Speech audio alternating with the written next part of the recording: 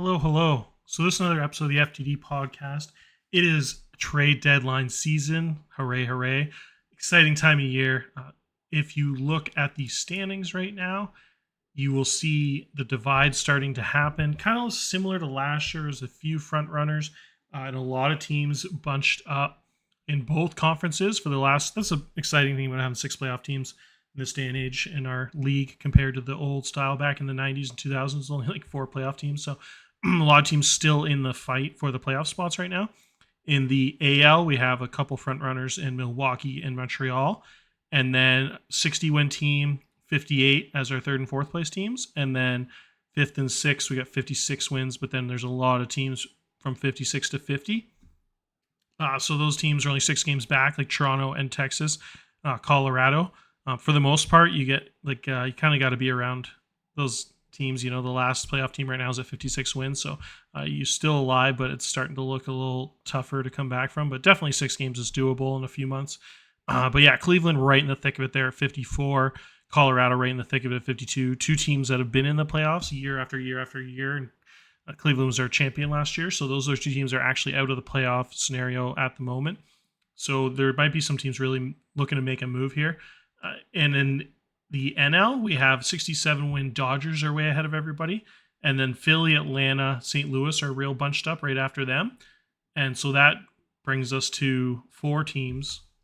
And then you have San Diego at 54, and then a big 3-win gap there. So you have a lot of teams fighting for spots 5 and 6 there. You get 50-win Miami, 50-win Tampa, 51-win Cincy, 50-win Houston, 48-win Nashville. So that league is really tight, and there's about 5 teams battling for that last playoff spot that are almost tied. So that's going to be really interesting. So I would say normally it makes for a crazy deadline, but this year there's a lot of teams this far in the dynasties that are running into financial problems. I find it's kind of a little bit of multiple factors. One is like the inflation's off in real life. The money kind of goes up a little bit more over time, but more so real life GMs and owners are just a lot more fiscally, financially friendly. So, or intelligent, I guess I should say. So they do not like to give out any money, and they go to arbitration, fight over hundreds of K. Real out of the park GMs obviously aren't financial whizzes. So a lot of times we throw around money because like they would in real life, but it's obviously fake money, so it's easier to throw around. So what happens when you get a lot of real GMs like this, when you get 10, 15 years in the future in these leagues, everyone kind of overspends a little bit compared to what they would in real life. Some teams in real life, like their owners wouldn't let them spend the budget, and they'd be way cheaper, but in the game, it's like, oh, I'll just show that guy 15 million, whatever. So you get to a scenario like this where almost everyone is under $8 million. There's like 10, 15 teams in the red that can't even do anything right now unless they give up big salaries on their end in trades. And there's really only like 2 teams with any kind of money, and that's not really even that much. But 12 million is prorated, remember. So if we're almost 2/3 of the way through the year, that can actually be like a $30 million contract they can take on because it's prorated and there's only like, 35, 38% of the season left. So that's quite a bit of money. So it's like San Diego and Pittsburgh isn't even competing, so they can probably take on some bad contracts or retain, but they're not even in the run of the playoff teams here. San Diego is in the middle of the playoff hunt, so they could buy somebody pretty expensive and good. Detroit is at the bottom of the standings. Cleveland, so you'd think Cleveland and San Diego will probably be the teams making a move for a pretty good player. Like Cleveland, it looks like, again, they can afford like a $15 million guy. They could always have some bad contracts going out, so anyways, for talking about all that, the teams, I'll show you the teams one more time, the standings. I'll bring up the Excel here. So on Excel, on the left side here, I exported all of the data. So it gives all the updated standings. So this is sorted by win pace, kind of the same as sorting by win percentage. So Milwaukee's on pace to win 113 games. They're 69-30 right now. So you see the standings, and the top 6 in each are the playoff teams right now. So as you can see here, like I talked about before, you get like a 91 win pace, the last seed in that division. But in this league, in the NL, the last playoff team's only 83 wins. So you see a huge difference between conferences. So Miami right now is holding on the last spot, almost tied with Cincinnati here. So as you can see, almost all these playoff teams are in the red, but barely though. Everyone's just like a couple hundred thousand or a million or two in the red, not like super deep in the red except for Seattle. Unlike you get third place Boston, it's 18 million in the red, and Washington's 10 million in the red, so they can't really do much at all. to improve themselves unless they get in bring in a minimum guy that's really valuable on his first 3 years of rookie level deals. So anyways, there's some creative moves that might happen, but to get to the main part of the video, I ranked the top 25 in my opinion. So this is not just the overall talent level of the top 25. This is a combination of the talent level, but more so it is their contract situation and how movable they are. So if they're on the last year and can be retained, they're really valuable. Or if they have multiple years at a good value, and also kind of knowing what some of these teams that are in the running need positional wise, and just how much the team they lose value if they make a lot of money. So there's some guys that are really good on this list that are lowered down, like Ethan Ahrens would probably be top 3 if it's just from a talent perspective, along with like Wenzel Perez is a really elite shortstop that's like 33 years old and still in his prime.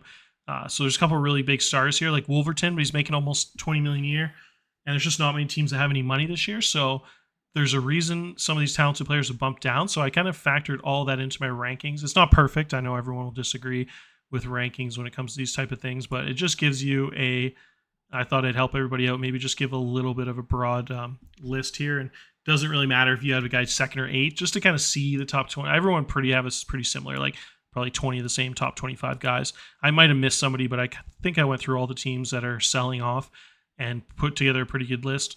So a clear number 1 was the superstar Bruce Esparza. On my other screen here, I'll bring up the players here while I talk about them on the screen. So as you can see here, Esparza is one of the best players in the league. Esparza has won a Cy Young Award in a young age. He's 28 years old, in the middle of his prime. Elite mix of ratings, and he can be fully retained, I think. Let's see here, LA Angels. Yeah, so just barely above. The white is just right around 0, so they're in the positive. So they could fully retain him and bring back an absolute bargain. I don't think they're going to have the money to re-sign him. We'll probably want like $35 million a year for like a 7 or 9 year deal. And I don't think they have a ton of free money coming up. They have a lot of big contracts. So that might be a guy that could move for King's ransom. Could see San Diego, who could really improve with him coming in. Or bringing him in, or Cleveland if they want to make another run. So anyways, a couple of good landing spots for him. So he was a clear number 1 for me. Freddie Underwood at number 2, I thought was a really good option. Looks like Nashville's kind of fallen out of the running for the last playoff spots. They're pretty far down now, about 10 games. They're not that insanely down. They still might be able to make it work. But in my opinion, looking at it, I think they might sell off. So I'm not sure on that one. But Freddie Underwood has been a star. He was the 2nd round pick who just turned into a superstar. He lost some ratings, but he is still an absolute monster when it comes to the stolen bases. One of the best base runners in baseball, an elite second base defender, and has a lot of power and avoid K. On base isn't crazy good because the eye's so low, but he's having a down year this year. Like, he should be hitting a lot more power with 55 power from a second baseman. Should definitely be on pace for double-digit home runs. So he's having a little bit of a down year, but he's still on pace for 2.4 WAR, but he's more of like a 3 or 4 WAR player. Had a 6 WAR season. So just a really good option. Another guy that can be retained because Nashville actually has money. So that's another reason he bumped ahead of some more talented dudes. So he was a number 2 option for me. I think he'll bring in a pretty big haul if he's moved. And also there's some teams that could really use improvement at second base. Next up was Willie Weiss. Willie Weiss was almost my number 1, and I kind of flip-flopped it. Because he was just so cheap. I thought how good he was, like a certified ace, and he's only making $6 million on a team that can move him. So he's just so good. He's had absolutely amazing run of success here. Good seasons every single year. Last 4 seasons, 4 WAR, 3.5, 3.5. Been a really good R WARs too. Really good, consistent on some really good defensive teams in Boston. And then he comes over to Houston, and he's been just as good. So looks like he'll definitely be a piece that brings back. He's a perfect rental. He's 35 years old on an expiring deal. So guy that's going to be a huge addition if the team brings him in as a guy that can kind of hoist you into the playoffs. So number 4, we have another LA Angels. LA Angels are set up really nicely here to sell off because they are near the bottom of the standings, but they have some real big stars. I almost threw Vladdy on this list. I figured I didn't know if they're not having a good season at 36 years old. He might only have a year or 2 left of top ratings. So I think it's possible he's moved, but I didn't put him on the list. I didn't think it was super realistic. I don't think anyone can afford this contract right now. It's possible I'm not being creative enough, and there's a team that maybe has another bad contract they could flip for this, but he doesn't have 10 and 5 anymore. right? So he can be moved, and the other thing is, it makes him pretty risky with the opt-out next year, but it doesn't really matter because this is kind of like the twilight of his career. You'd probably expect him to retire around 38, 39, 40. So it's not the end of the world if he opts out. He'd be a really good, 1-2 year guy. Still has a ridiculous bat. So I think there's a slight chance that he could move. I think San Diego could probably afford him. So it's possible he moves, but I didn't even put him on the list because I didn't think it was super likely, but I could be totally wrong on that. But our number 4 option is John Hill. John Hill is really close to being an ace. You could make an argument he's like a very high level number 2 and an ace on maybe not like an elite. It depends on your definition of an ace. Like most people consider an ace. There's like 10 of them in the league at any given time. But if you're one of those people that just considers like a guy that would be at number 1 in most teams an ace, then he is your ace. But he's really good. 3.85 FIP, strikes out a lot of guys, has really good control, 4 good pitches, just a really good profile. So I think he could be really valuable. Again, he'd be one of the best pitchers on most playoff teams. So pretty highly rated guy, again, on expiring deal, really valuable. So I think a lot of those teams that don't really have any money could bring him in also. And then number 5, we got Josh Romero. Josh Romero is one of the best lefty bullpen pieces in the league. San Francisco's down in the bottom of the standing, so I think they'll probably have a pretty good chance to sell him off. He might not. He only has 4 years of service. So he still has a year left of RB, maybe 2. So he's still pretty valuable to them because they could still bounce back next season with some good players. But I figure his value is really high right now, and it might just be they might not want to re-sign him in 2 years if they're going to start going through a rebuild. So it depends on their situation, but I figured he should be up there pretty high because those are the pieces that always bring back a huge return on deadline days are top-notch bullpen pieces, and they get that bonus if they're a lefty. So guy that's that good, absolutely dominant his whole career there. If you look at his stats, the batting averages against in his career, 200, 209, 180, 180, 180. Some crazy low bat pips, really good control there, strikes out a shitload of guys, top-level lefty, crazy combination of stamina, so he can pitch like 3 days a week. So a guy that's super valuable. So I put him up pretty high, even though as a reliever. Those guys just are really valuable to some of those playoff teams there.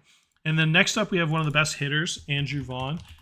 Vaughn is up really high because I think the Cubs can retain him. They seem to have a lot of one-year deals, so I expect them to be a little bit active. Vaughn could be your DH on a really top-level playoff team. Still has a monstrous bat, 37 years old on an expiring deal. They could retain it, and he's getting near the end of his career there, so you don't really have to re-sign him. So he'd just be a nice, valuable rental. If you can add a guy to your lineup that has a 394 on base percentage and some power, not quite the power he used to have, but still has like quite a bit of juice in his bat there. He's only out for 1 more week, but yeah, he's a guy that might be the best hitter on your entire lineup in some of those playoff teams. So just a really, really good baseball player still at his age. And then I probably won't go through all these guys. I'll just kind of glance at these guys now and then end the video. I'm not going to go one by one, but if you can look at this list if you want to search them. But next up was Emerson Hancock and Mike Parga and Martin, the 3 pitchers. Martin, again, would be another guy that would be top 5 in this list if it was by talent, but I don't think too many teams can afford a pitcher like that this deadline. And there were some other pitchers that were almost as good that are really cheap. So again, that's the reason I have that in the order, but he's too good to really be much lower than this because you can make an argument that he's one of the better pitchers in baseball. So he's at number 9 because of the contract, but I could definitely see a team making a big move for him. He could be a number 1 on a lot of good teams. Hancock and Parga are both really solid, like number 2, 3s.